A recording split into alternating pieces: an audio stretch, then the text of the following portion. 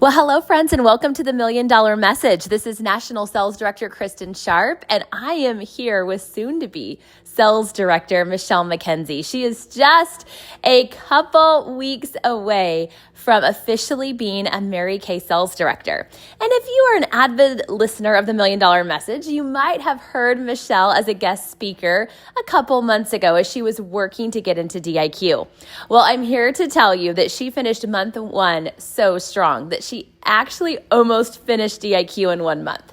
And so as we're recording this call, she is actually done with the minimum DIQ requirements, but she is stretching because she wants those $6,000 in bonuses. She wants that free sales director suit. She wants that registration at seminar, and she wants the Ryan Rogers retreat. So she and her team are pushing to do the and then some.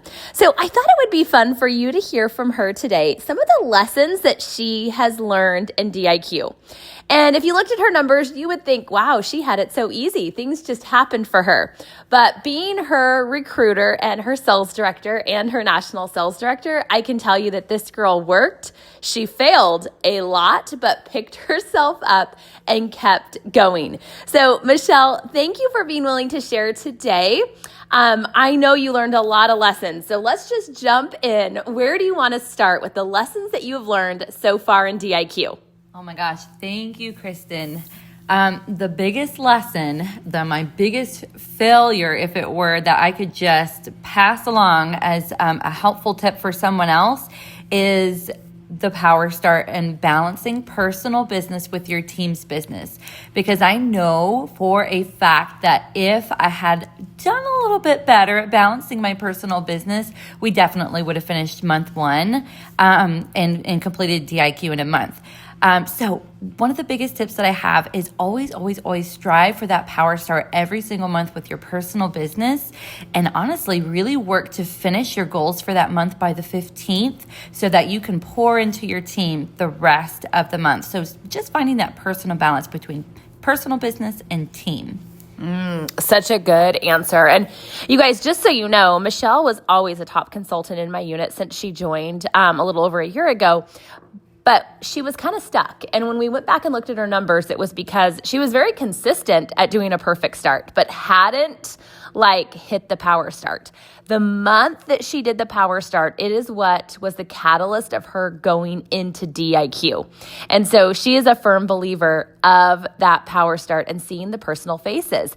And when I look at her team, her personal team members are so strong. And they were a result of that power start, but also months and months of a perfect start that got her prepared to even say, okay, I can do a power start and I can do it over and over again.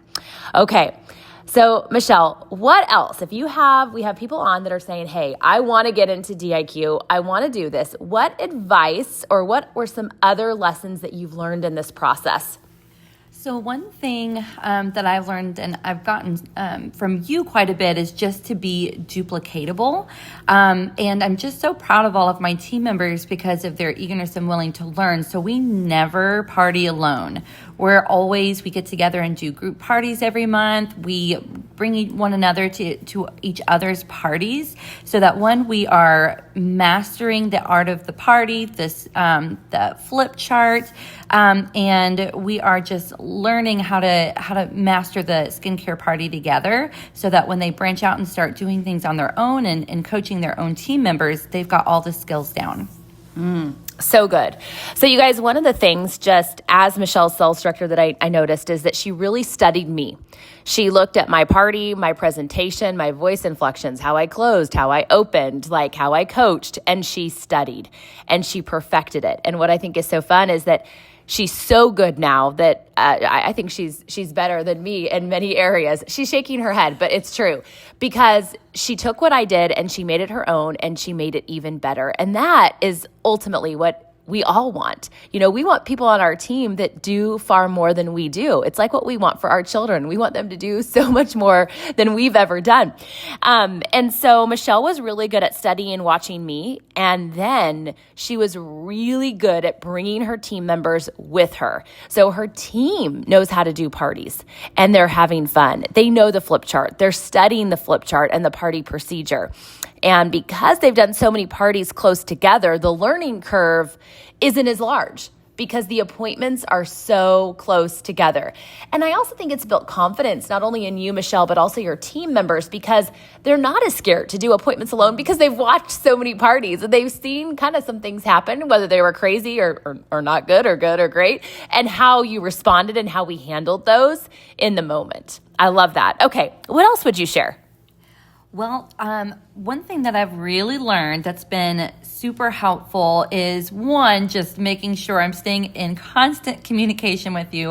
We are on the phone, texting all the time. Just anything pops up, and that really helps my confidence, but also helps me problem solve and navigate as things come up. So thank you for that. And that's just a huge tip that I've got for anyone else, is just stay in constant communication with their director. But also a big learning curve for me is also just kind of evolving from communication just with team members to becoming a unit. So going from a text group that I've got to now we've got our own unit Facebook group that we're kind of transitioning to. So that's really, really exciting.